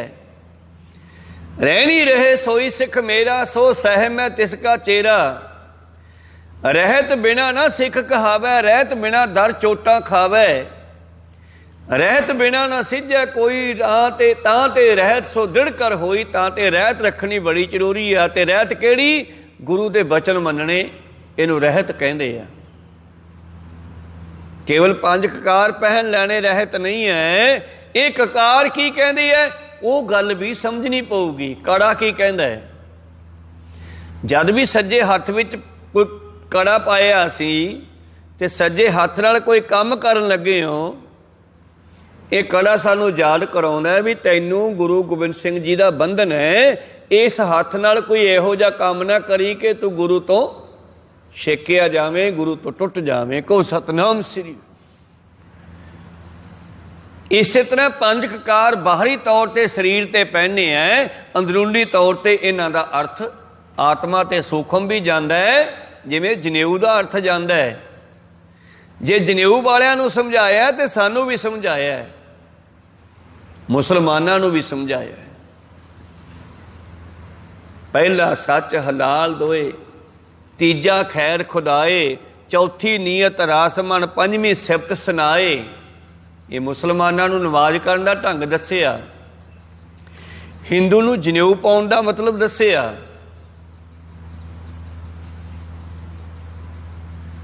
ਨਾਏ ਮੰਨਿਆ ਪਤੀ ਉਪਜੈ, ਸਾਲਾਹੀ ਸੱਚ ਸੂਤ। ਸੱਚਾ ਜਨੇਊ ਹੈ ਪਰਮੇਸ਼ਰ ਦੀ ਸਿਫਤ ਸਲਾਹ। ਇਹ ਜਨੇਊ ਤੈਨੂੰ ਕੁਛ ਕਹਿੰਦਾ, ਇਹਦੀ ਗੱਲ ਸੁਣ, ਪਰ ਤੂੰ ਜਨੇਊ ਦਾ ਧਾਗਾ ਤਾਂ ਪਾ ਲਿਆ, ਕੰਟਰੋਲ ਕੀਤਾ ਹੀ ਨਹੀਂ। ਤੱਗ ਨਾ ਪੈਰੀ ਤੱਗ ਨਾ ਹੱਥੀ, ਤੱਗ ਨਾ ਜੇਵਾ ਤੱਗ ਨਾ ਅੱਖੀ। ਨਾ ਪੈਰਾਂ ਤੇ ਕੰਟਰੋਲ ਹੈ, ਤੜਕੇ ਗੁਰਦੁਆਰੇ ਬੰਨੀ, ਹੱਥ ਨੇ ਠੇਕੇ ਬੰਨੀ ਚੱਲ ਪਿਆ, ਕਹੋ ਸਤਨਾਮ ਸ੍ਰੀ। ਤੱਗ ਨਾ ਪੈਰੀ ਤੱਗ ਨਾ ਹੱਥੀ, ਨਾ ਹੱਥਾਂ ਤੇ ਕੰਟਰੋਲ ਹੈ। ਇਹਨਾਂ ਹੱਥਾਂ ਨਾਲ ਚੰਗੇ ਕੰਮ ਵੀ ਕਰਦਾ, ਮਾੜੇ ਵੀ ਨਹੀਂ ਛੱਡਦਾ, ਕਹੋ ਸਤਨਾਮ ਸ੍ਰੀ। ਤੱਗ ਨਾ ਜੇਵਾ, ਜੀਭ ਦੇ ਉੱਤੇ ਵੀ ਕੰਟਰੋਲ ਨਹੀਂ। ਜਨੇਊ ਦਾ ਮਤਲਬ ਕੰਟਰੋਲ ਹੈ, ਰਹਿਤ ਦਾ ਮਤਲਬ ਵੀ ਕੰਟਰੋਲ ਹੈ। ਜਦੋਂ ਸਾਰਿਆਂ ਦਾ ਸੂਖਮ ਅਰਥ ਕਰੋਗੇ ਨਾ, ਤੇ ਸਾਰਿਆਂ ਦਾ ਇੱਕੋ ਹੀ ਬਣ ਜਾਣਾ, ਸਾਰਿਆਂ ਵਾਸਤੇ। ਪਰਥਾਏ ਸਾਖੀ ਮਹਾਂਪੁਰਖ ਬੋਲਦੇ ਸਾਂਝੀ ਸਗਲ ਜਹਾਨੈ। ਪਰਮੇਸ਼ਰ ਦੇ ਪਿਆਰੇ ਜੋ ਬੋਲਦੇ ਹੈ ਉਹ ਸਾਰਿਆਂ ਵਾਸਤੇ ਸਾਂਝਾ ਹੁੰਦਾ, ਕਿਸੇ ਇੱਕ ਵਾਸਤੇ ਨਹੀਂ ਹੁੰਦਾ, ਕਹੋ ਸਤਨਾਮ ਸ੍ਰੀ। ਵੇ ਤੱਗਾ, ਆਪ ਦੇ ਉੱਤੇ ਕੰਟਰੋਲ ਨਹੀਂ। ਵੇ ਤੱਗਾ, ਹੁਣ ਅੰਮ੍ਰਿਤ ਛਕਾਉਂਦੇ ਆ ਸਾਨੂੰ, ਪੰਜ ਪਹਿਰੇ ਛਕਾਉਂਦੇ ਨੇ, ਪਹਿਲਾਂ ਆਪ ਛਕਿਆ ਹੋਵੇ ਫਿਰ ਸਾਨੂੰ ਛਕਾਉਂਦੇ ਆ ਉਹ। ਹੁਣ ਇੱਥੇ ਬਾਬਾ ਜੀ ਕਹਿੰਦੇ ਬੇਤੱਗਾ ਆਪੇ ਵੱਤੈ, ਕਹਿੰਦੇ ਆਪਦੇ ਜਨੇਊ ਨਹੀਂ ਪਾਇਆ, ਦੂਜਿਆਂ ਦੇ ਵਟ ਵਟ ਧਾਗੇ ਦੇ ਜਨੇਊ ਪਾਈ ਜਾਂਦਾ। ਬੇਤੱਗਾ ਆਪੇ ਵੱਤੈ, ਵਟ ਧਾਗੇ ਅਵਰਾਂ ਘੱਤੈ। ਧਾਗੇ ਦੇ ਜਨੇਊ ਬਣਾ ਕੇ ਦੂਜਿਆਂ ਦੇ ਪਾਈ ਜਾਂਦਾ, ਆਪਦੇ ਪਾਇਆ ਨੀਗਾ। ਨਹੀਂ ਯਾਰ, ਪਾਇਆ ਤਾਂ ਹੈ ਉਹਦੇ ਜਨੇਊ, ਪਰ ਉਹਨੇ ਜਨੇਊ ਦੀ ਅਹਿਮੀਅਤ ਨੂੰ ਨਹੀਂ ਸਮਝਿਆ ਹਜੇ, ਇਸ ਕਰਕੇ ਉਹਨੇ ਪਾਇਆ ਹੀ ਨਹੀਂਗਾ, ਕਹੋ ਸਤਨਾਮ ਸ੍ਰੀ। ਧਾਗਾ ਤਾਂ ਪਾਇਆ ਹੋਊਗਾ, ਪਰ ਉਹਦੇ ਪਾਉਣ ਦਾ ਕਾਰਨ, ਉਹਦਾ ਮਕਸਦ, ਉਹਦਾ ਮਤਲਬ ਨਹੀਂ ਸਮਝਿਆ, ਤਾਂ ਸਮਝੋ ਨਹੀਂ ਪਾਇਆ। ਬੜੇ ਸੂਖਮ ਵਿਚਾਰ ਹੈ ਮੇਰੇ ਪ੍ਰੀਤਮ ਦੇ। 10ਵੇਂ ਪਾਤਸ਼ਾਹ ਜੀ ਇੱਕ ਦਿਨ ਬੈਠੇ ਬੈਠੇ ਦੀਵਾਨ 'ਚ ਕਹਿੰਦੇ, ਹਾਜ਼ਰਾ ਕੋ ਮਿਹਰ ਹੈ, ਬੇਹਾਜ਼ਰਾ ਕੋ ਬੇਮਹਿਰ ਹੈ। ਸਿੱਖ ਕਹਿੰਦੇ ਜੀ ਇਹਦਾ ਕੀ ਮਤਲਬ ਆ? ਕਹਿੰਦੇ ਜਿਹੜੇ ਹਾਜ਼ਰ ਹੈ ਉਹਨਾਂ ਤੇ ਕਿਰਪਾ ਹੁੰਦੀ ਆ, ਜਿਹੜੇ ਨਹੀਂ ਹਾਜ਼ਰ ਉਹਨਾਂ ਤੇ ਨਹੀਂ ਹੁੰਦੀ। ਮਹਾਰਾਜ ਜੀ ਬਚਨ ਕਿਉਂ ਕਿਹਾ? ਕਹਿੰਦੇ ਸੁਣ ਲਓ। ਕਹਿੰਦੇ ਉਹ ਜਿਹੜੇ 4 ਸਿੱਖ ਰਾਤ ਨੂੰ ਪਹਿਰੇ ਤੇ ਹੁੰਦੇ ਆ, ਉਹ ਖੜੇ ਹੋ ਜਾਓ। ਦੀਵਾਨ 'ਚ ਹੀ ਬੈਠੇ ਸੀਗੇ, ਖੜੇ ਹੋ ਗਏ। ਮਹਾਰਾਜ ਦੱਸੋ। ਕਹਿੰਦੇ ਰਾਤ ਕਿੱਥੇ ਸੀ ਤੁਸੀਂ? ਨੀਵੀਆਂ ਜਿਹੀਆਂ ਪੈ ਗਈਆਂ, ਕਿਉਂ ਗਲਤੀ ਹੋਈ ਰਾਤ ਨੂੰ ਇੱਕ? ਕਹਿੰਦੇ ਦੱਸੋ ਦੱਸੋ ਕਿੱਥੇ ਸੀ? ਕਹਿੰਦੇ ਜੀ ਇਹ 2 ਜਣੇ ਤਾਂ ਉਹ ਸਾਹਮਣੇ ਕੋਈ ਚੱਲੀ ਜਾਂਦਾ ਸੀ ਰਾਤ ਨੂੰ ਮਨੋਰੰਜਨ, ਜਾਂ ਕੋਈ ਭੱਟਾਂ ਦਾ, ਮਰਾਸੀਆਂ ਦਾ ਕੋਈ ਉਹ ਵੇਖਣ ਵਾਲਾ ਮਨੋਰੰਜਨ। ਅੱਛਾ, ਇਹ 2 ਜਣੇ ਉਹ ਵੇਖਣ ਚਲੇ ਗਏ ਜੀ, ਤੇ ਤੁਸੀਂ ਕਿੱਥੇ ਸੀਗੇ?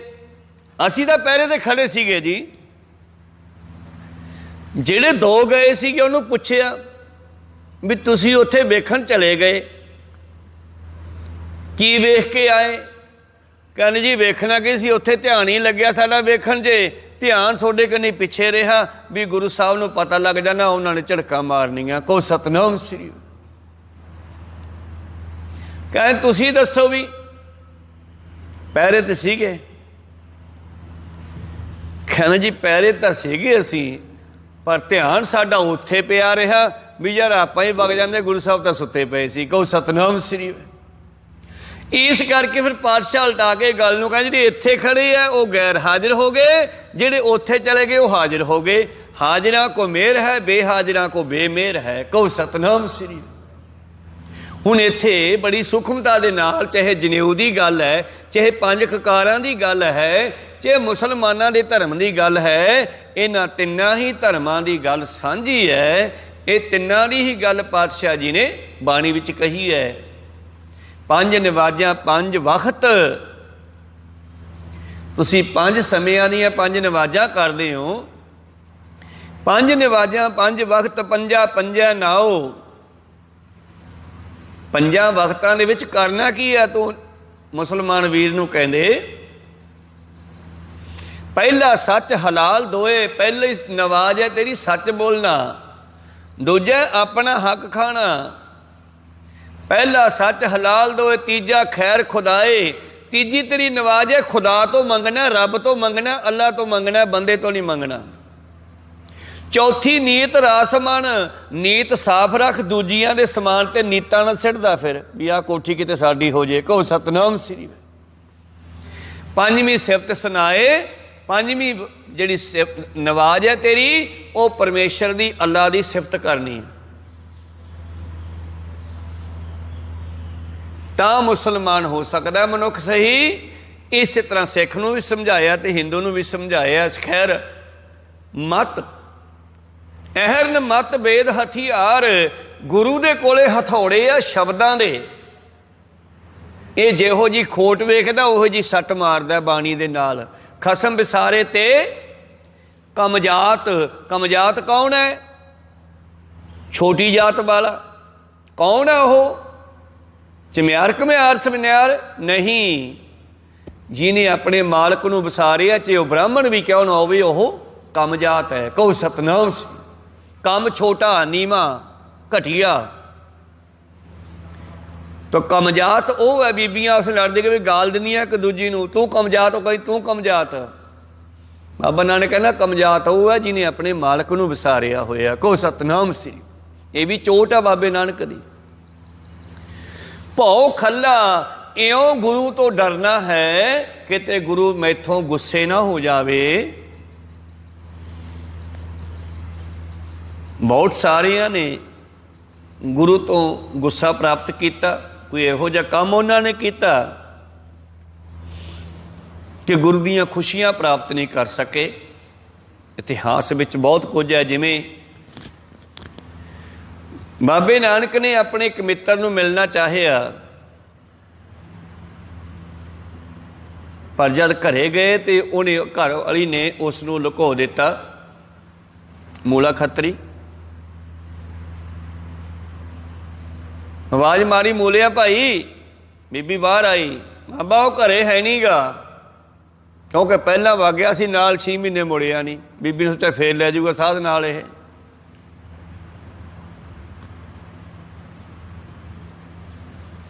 3 आवाज़ां मारियां। बीबी ने 3 वारी कहता बाबा जो घरे है नहीं। बाबा जी कहते फिर नहीं होना, चल मरदाने।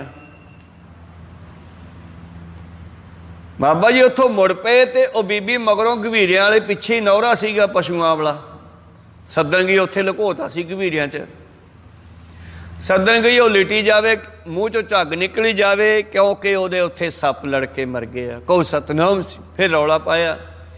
फिर पिंड वालियां ने चक्किया मंजे ते पा के भज्जे मगर बाबे दे। बाबा बाहर फिरनी ते बैठा सी अजे। कहंदे जी बचाओ बचाओ, की हो गया? बीबी भी रोंदी आवे। आशा कहंदे कौन है भाई? कहंदे जी मूला खत्तरी है। कहंदे कित्थे सीगा? कहंदे जी घरे ही सीगा। कहंदे हुण तां घरे है नहीं गा, भाव मर गया। हुण तां इहनूं 10वें जामे संभालांगे। फिर कहो सतनाम श्री। हुण इहदा कुछ बनना, क्योंकि रूह निकल चुकी आ। हुण ओह जहरीले शरीर च दोबारा नहीं वड़दी। तां परमेश्वर ने किरपा करके सानूं इह शरीर च वाड़िया नहीं, वड़दी नहीं सीगी। ये भी बड़ी डूंगी गल है। खैर इस करके भाव डरता रखना ही है। तो भब्बे कन्ना ऊड़ा औंकड़ भाव भी चाहिए। भाव खला अगन तपताओ भांडा भाओ। सुनियारे दे कोले कोठाली भी सोना ढल गया, पानी बन गया। ਦੂਜੇ ਪਾਸੇ ਉਹਦੇ ਕੋਲ ਇੱਕ ਸੈਂਚਾ ਹੈ, ਬੜੇ ਪਿਆਰ ਦੇ ਨਾਲ ਉਹ ਕੁਠਾਲੀ ਚੱਕ ਕੇ ਚਿਮਟੀ ਦੇ ਨਾਲ ਉਹ ਸੈਂਚੇ ਵਿੱਚ ਲਟਾਉਂਦਾ ਹੈ। ਜਦ ਸੈਂਚੇ ਨੂੰ ਖੋਲ੍ਹਦਾ ਹੈ ਤੇ ਵਿੱਚੋਂ ਮੁੰਦਰੀ ਬਣ ਕੇ ਨਿਕਲਦੀ ਆ। ਕਹੋ ਸਤਨਾਮ ਸ੍ਰੀ। ਭਰਤੀ ਦੀਆਂ ਵਸਤੂਆਂ ਜਿਹੜੀਆਂ ਬਣਾਉਂਦਾ ਉਹ ਗਹਿਣੇ ਵਗੈਰਾ। ਤਾਂ ਗੁਰੂ ਪਿਆਰਿਓ, ਇਸੇ ਤਰ੍ਹਾਂ ਜਦ ਸਿੱਖ ਦੇ ਅੰਦਰ ਡਰ ਤੇ ਭੱਬੇ ਕੰਨਾ ਭਾਉ ਪ੍ਰੇਮ ਹੋਵੇਗਾ, ਭਾਂਡਾ ਭਾਉ ਅੰਮ੍ਰਿਤ ਤੇ ਢਾਲ, ਫਿਰ ਇਹਦੇ ਅੰਦਰੋਂ ਮਨ ਪਿੰਗਲ ਕੇ ਅੰਮ੍ਰਿਤ ਦੀਆਂ ਬੂੰਦਾਂ ਬਣ ਜਾਣਗੀਆਂ। ਕਹੋ ਸਤਨਾਮ ਸ੍ਰੀ। ਫਿਰ ਅੰਦਰੋਂ ਅੰਮ੍ਰਿਤ ਨਿਕਲੂਗਾ। ਸਾਇੰਟੀਫਿਕ ਗੱਲ ਹੈ, ਇਹ ਯਾਦ ਰੱਖਿਓ ਤੁਸੀਂ। ਇੱਕ ਸਾਇੰਸ ਦਾ ਫਾਰਮੂਲਾ ਆਪਾਂ ਪੜ੍ਹਦੇ ਰਹੇ ਹਾਂ ਛੋਟੇ ਹੁੰਦੇ, H2O ਹਾਈਡਰੋਜਨ ਪਲੱਸ ਆਕਸੀਜਨ ਬਰਾਬਰ ਪਾਣੀ। ਦੋਨੇ ਗੈਸਾਂ ਮਿਲਾ ਲਈਏ ਨਾ, ਪਾਣੀ ਬਣ ਜਾਂਦਾ। ਆਕਸੀਜਨ ਸਾਡੇ ਸਵਾਸਾਂ 'ਚ ਹੈ ਤੇ ਹਾਈਡਰੋਜਨ ਦਿਮਾਗ 'ਚ ਹੈ। ਆਕਸੀਜਨ ਠੰਡੀ ਗੈਸ ਹੈ, ਹਾਈਡਰੋਜਨ ਗਰਮ ਗੈਸ ਹੈ। ਹੁਣ ਤੁਸੀਂ ਕਹੋਗੇ ਦਿਮਾਗ ਦੇ ਵਿੱਚ ਗੈਸ ਕਿੱਥੇ ਹੈ? ਉਹ ਗੈਸਾਂ ਤੇ ਚੜੀਆਂ, ਹੰਕਾਰ ਦੀਆਂ, ਕ੍ਰੋਧ ਦੀਆਂ, ਕਾਮ ਦੀਆਂ, ਲੋਭ ਦੀਆਂ, ਮੋਹ ਦੀਆਂ। ਇਹ ਗੈਸਾਂ ਹੀ ਆ ਪੰਜੇ। ਜਦੋਂ ਸਿਮਰਨ ਕਰਦੇ ਆ ਸਵਾਸਾਂ ਦੇ ਨਾਲ ਜੁੜ ਕੇ, ਇੱਕ ਦਿਨ ਐਸਾ ਝਟਕਾ ਵੱਜਦਾ, ਪਰਮੇਸ਼ਰ ਕਿਰਪਾ ਕਰਦਾ ਹੈ, ਵਿਰਾਗ ਦੇ ਵਿੱਚ ਜਦ ਜੀਵ ਆ ਜੇ ਪੂਰਾ, ਫਿਰ ਆਕਸੀਜਨ ਸਵਾਸਾਂ ਵਾਲੀ ਚੜ੍ਹਦੀ ਹੈ ਦਿਮਾਗ ਨੂੰ। ਫਿਰ ਜਦ ਉਹਦੇ ਵਿੱਚ ਮਿਕਸ ਹੁੰਦੀ ਹੈ, ਫਿਰ ਕਾਮ ਵੀ ਖਤਮ, ਕ੍ਰੋਧ ਵੀ ਖਤਮ, ਹੰਕਾਰ ਵੀ ਖਤਮ, ਲੋਭ ਵੀ ਖਤਮ, ਮੋਹ ਵੀ ਖਤਮ। ਉਹਦਾ ਬਣ ਜਾਂਦਾ ਅੰਮ੍ਰਿਤ ਰੂਪੀ ਪਾਣੀ। ਕਹੋ ਸਤਨਾਮ ਸ੍ਰੀ। ਫਿਰ ਉਹ ਬੂੰਦਾਂ ਅੰਦਰੋਂ ਡਿੱਗਦੀਆਂ 10ਵੇਂ ਦੀਵਾਰ 'ਚੋਂ। ਤੁਹਾਡੇ ਸੰਘ ਦੇ ਵਿੱਚ ਇੱਕ ਬਰੀਕ ਜਿਹਾ ਛੇਕ ਹੈ, ਉੱਥੋਂ ਡਿੱਗਦੀ ਹੈ ਜੀਭ ਤੇ। ਜੀਭ ਤੋਂ ਡਿੱਗਦੀ ਹਿਰਦੇ ਵਿੱਚ ਜਾਂਦੀ ਆ, ਤੇ ਜਦੋਂ ਹਿਰਦੇ ਵਿੱਚ ਜਾਂਦੀ ਆ, ਫਿਰ ਕਿਹਾ ਕਿਣਕਾ ਏਕ ਜੇ ਜੀਵ ਸਾਵੈ ਤਾਂ ਕਿ ਮਹਿਮਾ ਗਣੀ ਨਾ ਆਵੇ। ਫਿਰ ਉੱਥੇ ਗਿਆਨ ਪੈਦਾ ਹੁੰਦਾ ਉਸ ਹਿਰਦੇ ਵਿੱਚ, ਜਿੱਥੇ ਉਹ ਬੂੰਦ ਡਿੱਗ ਪਵੇ। ਕਹੋ ਸਤਨਾਮ ਸ੍ਰੀ। ਇਹੀ ਚੀਜ਼ ਇਸ ਪੌੜੀ 'ਚ ਲਿਖੀ ਹੈ। ਭਾਂਡਾ ਭਾਓ ਅੰਮ੍ਰਿਤ ਢਾਲ, ਘੜੀ ਹੈ ਸ਼ਬਦ ਸੱਚੀ ਟਕਸਾਲ। ਟਕਸਾਲ ਹੁੰਦੀ ਹੈ ਫੈਕਟਰੀ। ਇੱਕ ਦਮਦਮੀ ਟਕਸਾਲ ਹੈ, ਉੱਥੇ ਗਿਆਨੀ ਬਣਾਏ ਜਾਂਦੇ ਆ, ਗ੍ਰੰਥੀ ਬਣਾਏ ਜਾਂਦੇ ਆ। ਦਮਦਮਾ ਸਾਹਿਬ ਤੋਂ ਟਕਸਾਲ ਚਲਾਈ, ਪਹਿਲੀ ਟਕਸਾਲ ਦਮਦਮਾ ਸਾਹਿਬ। ਜਵੰਦੀ ਟਕਸਾਲ ਲੁਧਿਆਣਾ ਇੱਕ ਮਹਾਂਪੁਰਸ਼ ਸੰਤ ਸੁੱਚਾ ਸਿੰਘ ਜੀ ਨੇ ਚਲਾਈ। ਇਸੇ ਤਰ੍ਹਾਂ ਇੱਕ ਭਿੰਡਰਾਂ ਟਕਸਾਲ ਹੈ। ਇੱਕ ਫੈਕਟਰੀਆਂ ਹੈ, ਉਹਨਾਂ ਵਿੱਚ ਤਰ੍ਹਾਂ ਤਰ੍ਹਾਂ ਦੀਆਂ ਮਸ਼ੀਨਾਂ, ਇੱਕੋ ਜਿਹੀਆਂ ਮਸ਼ੀਨਾਂ ਲੱਖਾਂ ਬਣਾਈਆਂ ਜਾਂਦੀਆਂ। ਤੇਰਾ ਦਿਮਾਗ ਟਕਸਾਲ ਬਣ ਜੂਗਾ, ਇੱਕ ਐਸੀ ਫੈਕਟਰੀ ਬਣ ਜੂਗਾ, ਇਹਦੇ ਵਿੱਚੋਂ ਗਿਆਨ ਦੇ ਸ਼ਬਦ ਨਿਕਲਣਗੇ, ਜਿਵੇਂ ਪ੍ਰੈਸ ਤੋਂ ਅਖਬਾਰ ਛਪ ਛਪ ਕੇ ਨਿਕਲਦੇ ਆ। ਜਦ ਪ੍ਰੈਸ ਚੱਲਦੀ ਹੋਵੇ ਫਿਰ ਦੇਖੋ ਕਿਵੇਂ ਕਾਗਜ਼ ਦੇ ਟੁਕੜੇ ਛਪ ਛਪ ਕੇ ਨਿਕਲੀ ਜਾਂਦੇ ਆ ਬਾਹਰ। ਸਿੱਖ ਦੇ ਅੰਦਰ ਐਸੀ ਟਕਸਾਲ ਪੈਦਾ ਹੋ ਜਾਣੀ ਹੈ, ਜਿੱਦਾਂ ਉਹ ਅੰਮ੍ਰਿਤ ਦੀ ਬੂੰਦ ਇਹਦੇ ਹਿਰਦੇ ਵਿੱਚ ਚਲੀ ਗਈ। ਕਹੋ ਸਤਨਾਮ। ਦਿਮਾਗ ਤੋਂ ਨਿਕਲ ਕੇ ਹਿਰਦੇ ਵਿੱਚ ਆ ਗਈ, ਫਿਰ ਦਿਮਾਗ ਦੇ ਵਿੱਚ ਉਹ ਸ਼ਬਦ ਪੈਦਾ ਹੋਣਾ। ਘੜੀ ਹੈ ਸ਼ਬਦ ਸੱਚੀ ਟਕਸਾਲ।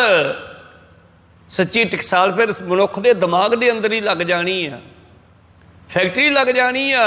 ਆ ਜਿੰਨੇ ਦੁਨੀਆ ਭਰ ਦੇ ਗ੍ਰੰਥ ਜਿਨ੍ਹਾਂ ਦੇ ਅੰਦਰੋਂ ਨਿਕਲੇ, ਉਹ ਕਿਸੇ ਗੁਰੂ ਦੇ ਕਿਰਪਾ ਕਰਕੇ ਨਿਕਲੇ। ਮੱਤ ਵਿੱਚ ਰਤਨ ਜਵਾਹਰ ਮਾਨਕ ਨਿਕਲਦੇ ਆ ਇਹ, ਜੇ ਇੱਕ ਗੁਰ ਕੀ ਸਿੱਖ ਸੁਣੀ, ਜੇ ਗੁਰੂ ਵਾਲਾ ਬਣਿਆ ਹੋਊਗਾ ਤਾਂ।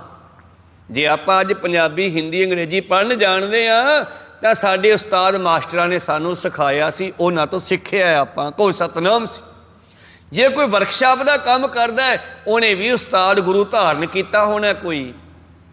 ਤੁਸੀਂ ਆਪ ਦੀ ਗੱਡੀ ਜਿਹੜੀ ਰੋਡ ਚਲਾਉਣੇ ਹੋ, ਸੜਕ 'ਤੇ ਖਰਾਬ ਹੋ ਜੇ, ਠੀਕ ਨਹੀਂ ਕਰ ਸਕਦੇ, 24 ਘੰਟੇ ਉਹਦੇ ਨਾਲ ਰਹਿੰਦੇ ਹੋ ਗੱਡੀ ਦੇ, ਉਹਨੂੰ ਠੀਕ ਕੌਣ ਕਰੂਗਾ? ਜਿਹਨੇ ਉਸਤਾਦ ਕੋਲੋਂ ਸਿੱਖਿਆ। ਫਿਰ ਉਹਨੂੰ ਸੱਦਣਾ ਪੈਂਦਾ ਵੀ ਤੂੰ ਆ ਭਾਈ, ਮੈਥੋਂ ਨਹੀਂ ਠੀਕ ਹੁੰਦੀ ਹੈ। ਕਹੋ ਸਤਨਾਮ। ਇਹ ਗੱਡੀ ਸਰੀਰ ਰੂਪੀ ਦੇ ਵਿੱਚ ਰਹਿੰਦੇ ਆ 24 ਘੰਟੇ, ਪਰ ਇਹ ਸਾਥੋਂ ਠੀਕ ਨਹੀਂ ਹੋਣੀ। ਇਹਨੂੰ ਠੀਕ ਕਰੂਗਾ ਗੁਰੂ ਨਾਨਕ, ਕਿਉਂਕਿ ਇਹ ਇੰਜੀਨੀਅਰ ਹੈ ਇਸ ਦਾ। ਇਹ ਖੁਦ ਮਾਲਕ ਹੈ, ਇਹਨੂੰ ਪਤਾ ਇਹਦੇ ਵਿੱਚ ਕਿਹੜੇ ਪੁਰਜੇ ਕਿੱਥੇ ਰੱਖੇ ਆ। ਸਿੱਧਾ ਨੇ ਬਾਬੇ ਨਾਨਕ ਨੂੰ ਹਰਾਉਣ ਵਾਸਤੇ ਪੁੱਛਿਆ, ਤਿੱਲੀ ਕਿੱਡੀ ਆ, ਪਿੱਤਾ ਕਿੱਡਾ ਹੈ, ਫੇਫੜੇ ਕਿੱਡੇ ਹੈ, ਮੂੰਹ ਕਈ ਉਂਗਲਾਂ ਦਾ ਹੈ? ਬਾਬਾ ਜੀ ਕਹਿੰਦੇ ਮੂੰਹ 4 ਉਂਗਲਾਂ ਦਾ ਹੈ। ਤੁਸੀਂ ਘਰੇ ਜਾ ਕੇ 4 ਉਂਗਲਾਂ ਆਪਦੇ ਮੂੰਹ 'ਚ ਪਾ ਕੇ ਦੇਖਿਓ, 4 ਉਂਗਲਾਂ ਜਿੱਡਾ ਮੂੰਹ ਹੈ ਸਾਡਾ, ਗੇਟ ਆ ਮੂੰਹ ਦਾ। पर तुहाडियां 4 ਉਂਗਲਾਂ बच्चे दे मूँह च नहीं पैनियां, ਉਹਦੀਆਂ 4 ਉਂਗਲਾਂ ਉਹਦੇ ਮੂੰਹ 'ਚ ਪਾ ਕੇ ਦੇਖਿਓ, ਉਹ ਵੀ ਬਰਾਬਰ ਹੀ ਰਹੇਗਾ। ਕਹੋ ਸਤਨਾਮ। ਇਵੇਂ ਪਿੱਤੇ ਦਾ ਡਿਜ਼ਾਈਨ ਸਾਈਜ਼ ਵੀ ਦੱਸਿਆ ਉਹਨੂੰ, ਸਿੱਧਾ ਨੂੰ। ਫੇਫੜਿਆਂ ਦੇ ਬਾਰੇ ਵੀ ਦੱਸਿਆ, ਕਹਿੰਦੇ ਨਾੜੀਆਂ ਕਿੰਨੀਆਂ, ਸੰਧ ਨਾੜੀਆਂ ਕਿੰਨੀਆਂ। ਪਾਤਸ਼ਾਹ ਕਹਿੰਦੇ 909 ਨਾੜੀਆਂ, ਪਰ 3 ਮੇਨ ਹੈ, ਏੜਾ ਪਿੰਗਲਾ ਔਰ ਸੁਖਮਣਾ, ਇਹ 3 ਨਾੜੀਆਂ ਮੇਨ ਹੈ। ਵੈਸੇ ਤਾਂ ਨਾੜੀਆਂ 909 ਹੈ। ਕਹੋ ਸਤਨਾਮ ਸਿੰਘ। ਭਾਵ ਉਹਨਾਂ ਦਾ ਮਕਸਦ ਕਿ ਬਾਬੇ ਨਾਨਕ ਨੂੰ ਪਤਾ ਨਹੀਂ ਹੋਣਾ, ਅਸੀਂ ਹਰਾ ਦਿਆਂਗੇ ਫਿਰ ਸਾਡਾ ਚੇਲਾ ਬਣਾ ਲਾਂਗੇ। ਪਰ ਉਹ ਖੁਦ ਇੰਜੀਨੀਅਰ ਹੈ, ਇਹਨੂੰ ਬਣਾਉਣ ਵਾਲਾ ਹੈ, ਉਹਨੂੰ ਪਤਾ ਨਹੀਂ ਇਹਦੇ ਵਿੱਚ ਕਿੱਥੇ ਕਿਹੜਾ ਪੁਰਜਾ ਕਿੰਨਾ ਲਾਇਆ, ਮੈਂ ਕਿਵੇਂ ਲਾਇਆ, ਕੀ ਕੰਮ ਕਰਦਾ। ਖੈਰ, ਘੜੀਏ ਸ਼ਬਦ ਸੱਚੀ ਟਕਸਾਲ, ਇਹ ਗੱਲ ਬਣੂ ਕਿਹਦੀ? ਜਿਨ ਕੋ ਨਦਰ ਕਰਮ ਤਿਨਕਾਰ, ਜਿਨ੍ਹਾਂ ਤੇ ਗੁਰੂ ਦੀ ਨਜ਼ਰ ਪੈ ਗਈ, ਜਿਨ੍ਹਾਂ ਨੂੰ ਗੁਰੂ ਮਿਲ ਗਿਆ, ਗੁਰੂ ਨੇ ਕਿਰਪਾ ਕਰਨੀ ਹੈ, ਉਹਨਾਂ ਨੂੰ ਕਾਰ ਸੇਵਾ ਕੋਈ ਅਲੱਗ ਨਹੀਂ ਚਲਾਉਣੀ ਪੈਣੀ, ਉਹਨਾਂ ਦਾ ਕਰਮ ਕਾਰ ਸੇਵਾ ਬਣ ਜਾਣਾ ਹੈ। ਜਿਵੇਂ ਭਗਤ ਰਵਿਦਾਸ ਜੀ ਰਸਤੇ ਉੱਤੇ ਦੁਕਾਨ ਪਾ ਕੇ ਬੈਠੇ ਆ, ਜੁੱਤੀਆਂ ਗੰਢਦੇ ਆ, ਕਈ ਵਾਰੀ ਸਾਧੂ ਮਹਾਂਪੁਰਸ਼ ਆਉਂਦੇ ਜਾਂਦੇ ਖੜ ਜਾਂਦੇ ਆ, ਉਹਨਾਂ ਦੀਆਂ ਜੁੱਤੀਆਂ ਠੀਕ ਕਰ ਦਿੰਦੇ ਆ, ਹੋ ਗਈ ਕਾਰ ਸੇਵਾ। ਹੋਰ ਕਾਰ ਸੇਵਾ ਕੀ ਆ? ਕਿਸੇ ਨੰਗੇ ਨੂੰ ਜੁੱਤੀ ਦੇ ਦਿੰਦੇ ਆ, ਕਾਰ ਸੇਵਾ ਹੋ ਗਈ। ਉਹ ਜਿਨ੍ਹਾਂ ਦੇ ਉੱਤੇ ਗੁਰੂ ਦੀ ਨਜ਼ਰ ਪੈ ਜਾਂਦੀ ਹੈ, ਉਹਨਾਂ ਦੇ ਕੋਲੋਂ ਸਹਿਜੇ ਹੀ ਕਾਰ ਸੇਵਾ ਹੁੰਦੀ ਰਹਿੰਦੀ ਹੈ। ਭਾਵ ਸਿੱਧੇ ਸਹਿਜੇ ਹੀ ਲੋਕਾਂ ਦੇ ਪਰਉਪਕਾਰ ਹੁੰਦਾ ਰਹਿੰਦਾ ਹੈ।